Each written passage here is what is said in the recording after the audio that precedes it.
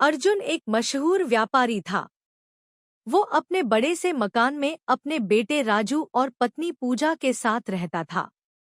इसके अलावा उसके घर में उसका नौकर कृष भी वहां रहता था। अर्जुन अपने नौकर के साथ भी अच्छा व्यवहार करता था, लेकिन कृष अंदर ही अंदर अर्जुन से जलता था। अरे कृष, मैं व्यापार के सिलसिले से बाहर जा रहा हूँ। मेरे जाने के बाद तुम इस घर की देखभाल करते रहना। ठीक है जी मालिक, आप बिल्कुल भी चिंता न करें और बेफिक्र होकर जाइए। मैं आपके परिवार पर आंच भी नहीं आने दूंगा। अर्जुन व्यापार के लिए वहां से चला जाता है। अर्जुन के जाने के बाद कृष बहुत खुश होता है। अरे मैं तो यही चाहता था कि ये कब यहाँ से जाएगा ताकि मैं इसके घर में चोरी कर सकूं। जब तक ये घर में रहता है तब तक एक सुई चुराना भी मुश्किल हो जाता है। खैर चलो, बला टली, अब मैं आराम से अपना काम पूरा करूंगा। कृष अर्जुन के कमरे में सफाई करने के बहाने से जाता है और उसके छुपाए हुए पैसे निकाल लेता है। आज तो बहुत मोटा रकम मिला है, ऐसे ही इसको लूटता रहूंगा और एक दिन ये इतना गरीब हो जाएगा कि एक वक्त का खाना भी नसीब नहीं होगा। बड़ा आया व्यापारी बनने वाला।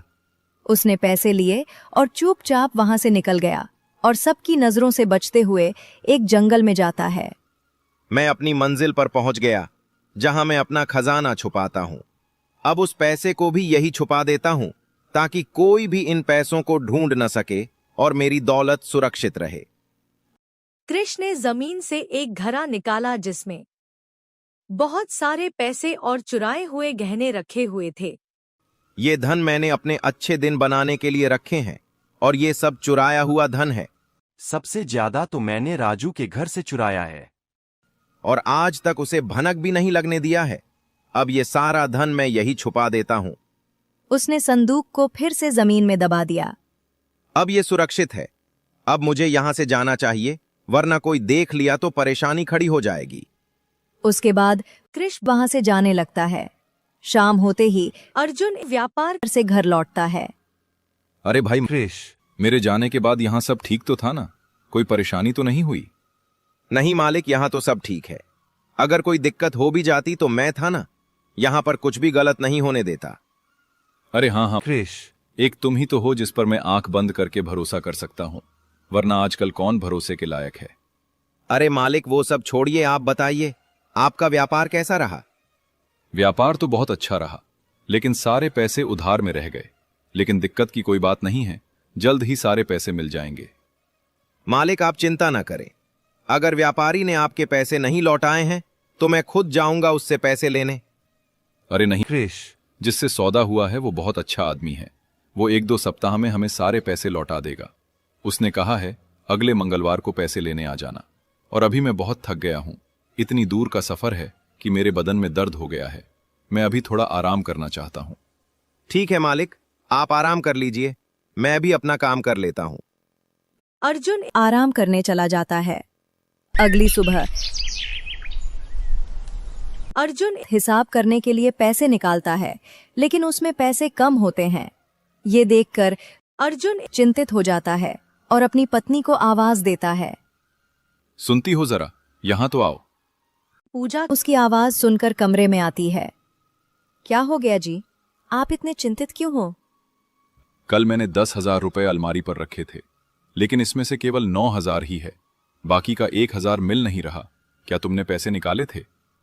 नहीं जी, मैंने तो 2 दिन से कोई पैसे खर्च ही नहीं किए। जरूरत के सारे सामान घर में पड़े हैं। मुझे दुकान जाने की जरूरत ही नहीं पड़ी, तो मैं पैसे क्यों लूंगी? तो फिर पैसे कम कैसे हो गए? मैं कल ही पैसों को रखकर व्यापार के लिए गया था। याद करिए, शायद आपने ही पैसों को खर्च किया होगा या फिर किसी और जगह पर रखा होगा। मुझे सब याद रहता है। अगर मैंने पैसे खर्च किए होते तो मुझे याद होता। आप व्यापार में बहुत व्यस्त रहते हैं, इसलिए कहीं रखकर भूल गए होंगे। आप थोड़े दिन आराम करिए। हो सकता है मुझसे ही भूल हो रही हो। मैंने ही कहीं खर्च किया होगा। अब कुछ दिन आराम ही कर लेता हूं। अजी सुनते हो, आप कृष से क्यों नहीं पूछ लेते हैं? नहीं पूजा, कृष बहुत शरीफ और ईमानदार आदमी है। अगर हम उससे ये बात पूछेंगे तो उसे बुरा लगेगा कि हम उस पर झूठा इल्जाम लगा रहे हैं। बात तो आपकी सही है जी। कृष 2 साल से हमारे घर में ईमानदारी से काम कर रहा है। अगर उससे ये बात पूछेंगे तो उसका दिल टूट जाएगा। अब जाने दो, पैसों का क्या है, आज है कल नहीं, पर पैसों की वजह से किसी का दिल नहीं दुखा सकते। ठीक है, मैंने आपके लिए नाश्ता तैयार कर दिया है, मैं अभी लेकर आती हूँ। अरे वाह, इन सबको मुझ पर इतना भरोसा है कि मुझसे ये बात पूछ भी नहीं रहे हैं कि पैसे कहाँ गए। बस इसी भरोसे का मुझे फायदा उठाना है। एक हफ्ता बीत जाने के बाद अर्जुन ने कृष से कहा, कृष, अगले सप्ताह जो व्यापार के पैसे उधार में रह गए थे वो पैसे आज लेने हैं, इसलिए मैं पैसे लेने जा रहा हूं। तुम घर की देखभाल करते रहना, मैं शाम तक वापस आ जाऊंगा। मालिक, अगर आप बुरा न माने तो एक बात कहूं। कहो, क्या बात है? मालिक, आप तो हर दिन व्यापार के लिए जाते हैं। मैं चाहता हूं कि आज पैसे लेने के लिए मुझे जाने दीजिए, अगर आपको मुझ पर यकीन है तो। कैसी बात करते हो? मुझे तुम पर पूरा यकीन है। अगर तुम जाना चाहते हो तो ठीक है, मैं तुम्हें उसका नाम और पता दे देता हूं। आखिर तुम्हें भी तो कहीं आने जाने का हक है। धन्यवाद मालिक, आप जैसा मालिक हो तो एक नौकर को भी अपना काम फर्ज लगता है।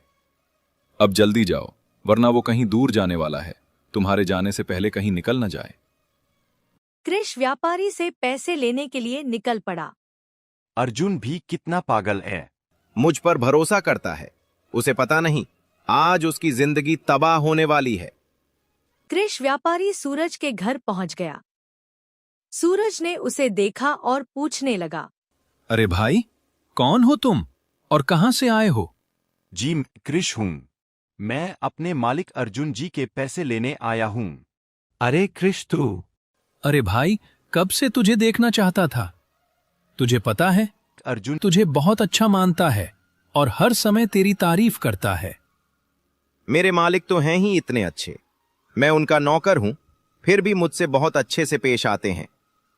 अच्छा हुआ तू समय पर पहुंच गया, वरना मैं बहुत दूर जा रहा हूं और 4 महीने बाद ही लौटूंगा। अरे वाह, 4 महीने? तब तो मेरे पास काफी समय है। मैं तुम्हें सारे पैसे दे देता हूं। व्यापारी सूरज ने उसे सारे पैसे दे दिए। कृष पैसे लेकर निकल गया। कृष पैसे लेकर अर्जुन के पास जाने के बजाय उसी जंगल में जाता है जहां उसने चुराए हुए पैसे रखे थे। मैं कब से इस दिन का इंतजार कर रहा था। इतना अच्छा मौका मैं हाथ से कैसे जाने दे सकता हूं। इस थैले में 5 लाख रुपए हैं, इसमें अर्जुन की सारी दौलत है, इतने में मेरा काम हो ही जाएगा। कृष ने जमीन से एक घड़ा निकाला जिसमें सारे पैसे रख दिया और उसे जमीन के अंदर दबा दिया। कृष अपनी शातिर सोच के साथ अर्जुन के घर जाता है। अरे कृष, मैंने तुझे पैसे लेने के लिए भेजा था ना, तो तू खाली हाथ क्यों आया है? मालिक मुझे माफ कर दीजिए, मैं समय पर पहुंच नहीं पाया और व्यापारी वहां से चला गया। अरे ये क्या कर दिया तुमने? मेरे सारे पैसे व्यापारी के पास ही हैं। अगर वो पैसे नहीं मिले तो हमारे पास थोड़े ही पैसे बचे हैं, हमारा तो जीवन बर्बाद हो जाएगा। मालिक मुझे माफ कर दीजिए, ये मेरी ही गलती है, मुझे जाना ही नहीं चाहिए था। आप पैसे लेने जाते तो जरूर लेकर आते। तू गया था ना पैसे लेने, तूने कोशिश तो की, पर किस्मत के आगे क्या कर सकते हो। अब व्यापारी जब तक लौट कर नहीं आ जाता हमें इंतजार ही करना पड़ेगा, और वो लगभग 2-3 महीने बाद ही लौटेगा।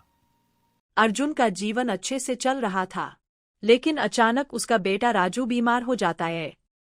उसने इलाज कराया, लेकिन उसका बेटा ठीक नहीं हुआ। मेरा बेटा इस हालत में है और इसके इलाज के लिए पैसे भी नहीं है, अब मैं क्या करूं?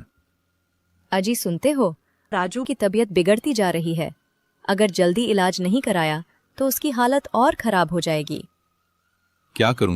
जितने पैसे थे वो सब व्यापारी के पास ही है। घर में जो भी था सब खत्म हो चुका है। जब तक व्यापारी वापस नहीं आता हमारे पैसे नहीं मिल सकते। पर इस तरह हम चुप तो नहीं रह सकते ना। आप जाइए और ठाकुर साहब से उधार में ही पैसे लीजिए, तभी हमारे बेटे का इलाज हो पाएगा। तुम ठीक कहती हो, मैं ठाकुर साहब से बात करूंगा, शायद उनसे कुछ मदद मिल जाए। बस यही एक रास्ता बचा है। अब ये जाल में फंस गया, अब आगे और भी बुरा फंसेगा, तभी तुम्हें इसका घर छीन लूंगा। अर्जुन गांव के ठाकुर साहब के पास जाता है। अरे अर्जुन, आज बड़े दिनों बाद आए हो। बहुत बड़े आदमी हो गए हो ना, इसलिए समय नहीं मिलता होगा। ठाकुर साहब, मैं आपसे मदद मांगने आया हूँ। कृपया मेरी मदद करें। अब तुम्हें मदद की क्या जरूरत पड़ गई? तुम्हारे पास पैसों की कमी थोड़ी होगी। नहीं ठाकुर साहब, मेरा बेटा काफी समय से बीमार है और मेरे सारे पैसे दूसरे व्यापारी के पास हैं। मेरे पास मेरे घर के अलावा कुछ नहीं बचा है। आप मुझे कुछ पैसे दे दीजिए, मैं आपके पैसे जरूर लौटा दूंगा। अरे भाई, मैं तुम्हें पैसे तो दे दूंगा, लेकिन मुझे किसी पर भरोसा नहीं है, इसलिए मैं बिना किसी सबूत के पैसे नहीं दे सकता। बताइए ठाकुर साहब, आप कैसा सबूत चाहते हैं? सुन अर्जुन, मैं तुझे इलाज के लिए पैसे देता हूं और तुम अपना घर मेरे पास गिरवी रखोगे। अब फैसला तुम्हें करना है, तुम्हें पैसे लेना है या नहीं। मेरे पास और कोई रास्ता नहीं है, मुझे अपना घर गिरवी रखना ही पड़ेगा। जब व्यापारी से पैसे ले लूंगा तब फिर ये घर वापस ले ही लूंगा। ठाकुर साहब, मुझे आपकी शर्त मंजूर है, मैं अपना घर आपके पास गिरवी रखता हूं। ठाकुर साहब ने अर्जुन को 1 लाख रुपए दिए। अर्जुन अपने घर गया और अपने बेटे का इलाज कराया। 1 महीना बीत गया। कृष्ण ठाकुर साहब के पास गया। अरे ठाकुर साहब, कैसे हैं? ठीक हूं कृष्ण, तू अचानक मेरे घर क्यों आया है? कोई परेशानी है क्या? नहीं ठाकुर साहब, मैं तो आपसे एक सौदा करने आया हूं। पिछले महीने जो मकान अर्जुन ने गिरवी पर रखा है, मैं उसे खरीदना चाहता हूं। पर अर्जुन ने वह घर गिरवी पर रखा है, मैं उसे बेच नहीं सकता। वो मेरे पैसे जल्द ही लौटा देगा। अरे ठाकुर साहब, आप भी कहां उसकी बातों पर यकीन कर लेते हैं। उसके पास एक फूटी कौड़ी नहीं है, वो क्या आपके पैसे लौटाएगा? मैं तो कहता हूं, आप उस मकान को मेरे नाम कर दीजिए, मैं आपको 5 लाख रुपए दूंगा। अरे वाह, इसमें तो मेरा ही फायदा होगा। एक काम करता हूं, मैं मकान को बेच देता हूं। ठीक है, आज से अर्जुन का घर तुम्हारा हुआ। अब मेरे पैसे लाओ। कृष्ण ठाकुर साहब को पैसे दे दिए। कृष्ण वहां से चला जाता है। ठाकुर साहब अर्जुन के घर जाते हैं। अरे ठाकुर साहब, आप यहां आए, बैठिए। मैं यहां बैठने नहीं आया हूं, मैं तुम्हें यह बताने आया हूं कि मैंने तुम्हारा ये घर बेच दिया है और अब तुम्हें यहां से जाना होगा। बेच दिया है? पर मैंने ये घर आपको बेचा नहीं है, सिर्फ गिरवी रखा है जिसे आप बेच नहीं सकते। मैं आपके पैसे लौटा दूं। अरे कब लौटाओगे? 1 महीना बीत गया, आज तक एक पैसा नहीं दिया। खुद के पास खाने को नहीं है, मेरा पैसा क्या लौटाओगे? पर आप ऐसा क्यों कर रहे हैं? आप जानते हैं ठाकुर साहब, इस घर के अलावा कुछ नहीं है हमारे पास। अगर ये घर ही आप छीन लेंगे तो हम कहां जाएंगे? मुझे तुम्हारी बातों में कोई दिलचस्पी नहीं है। मुझे इस घर का नया मालिक मिल गया है, जिसे मैंने ये घर बेच दिया है। पर ठाकुर साहब, मेरा परिवार कहां रहेगा? हमारा कोई पुराना घर भी नहीं है, कुछ तो दया कीजिए। अच्छा, तो फिर मेरे पैसे लाओ और अपना घर वापस ले लो। पर मेरे पास अभी पैसे नहीं हैं, लेकिन जल्द ही आपके सारे पैसे दे दूंगा। अरे जब का तब देखेंगे, फिलहाल तुम जाओ यहां से और कहीं भी रहो, मुझे उससे कोई मतलब नहीं है। ठाकुर साहब की बात सुनकर अर्जुन निराश हो गया। पूजा, हमें ये घर छोड़कर जाना होगा। पर क्यों जी? ये घर हमारा है, हम इसे क्यों छोड़ेंगे? मैंने ठाकुर साहब से पैसे लिए थे, उसके बदले में ये घर गिरवी रख दिया, ये सोचकर कि एक दिन इसे वापस अपने नाम कर लूंगा। लेकिन ठाकुर साहब हमें इस घर से निकालना चाहते हैं। पर हम जाएंगे कहाँ? और हमारा बेटा, उसे कितनी तकलीफ होगी? हम क्या मुख दिखाएंगे उसे? अब जो भी हो, हमें तो यहां से जाना ही पड़ेगा। जब हमारे पैसे मिल जाएंगे तो हम नया घर ले लेंगे। अर्जुन अपने परिवार के साथ वहां से जाने लगता है। कृष्ण देखकर कहता है, अच्छा हुआ चला गया, अब ये घर मेरा हुआ। मैं इस घर में आराम से रहूंगा, वो भी मालिक बनकर। गांव के बाहर एक छोटी सी झोपड़ी जिसमें कोई नहीं रहता था। अर्जुन ने अपने परिवार के रहने के लिए उस झोपड़ी को चुना और कठिनाइयों में जीवन गुजारने लगा। ऐसे ही 3 महीने बीत गए। घर में खाना भी खत्म हो गया। सुनिए जी, घर में खाने को कुछ भी नहीं बचा है, कुछ ले आइए ना, वरना हम भूखे ही रह जाएंगे। तुम चिंता ना करो पूजा, आज के बाद हम भूखे नहीं रहेंगे। आज मैं व्यापारी सूरज के घर जाऊंगा। अब तक तो वापस लौट ही गया होगा, अब मैं उससे सारे पैसे ले लूंगा और हमारा अपना घर भी होगा। हाँ ठीक है, पर अभी खाने को कुछ ले आइए, हमारा बेटा बहुत भूखा है। मैं जंगल से कुछ फल ले आता हूँ, उसके बाद व्यापारी के घर जाऊंगा। अर्जुन जंगल की तरफ जाने लगता है। धीरे धीरे वो जंगल के बहुत अंदर तक चला जाता है। तभी उसने देखा एक आदमी पेड़ के नीचे बैठा है। वो उसके पास गया तो देखा ये वही व्यापारी था जिसके पास अर्जुन के पैसे थे।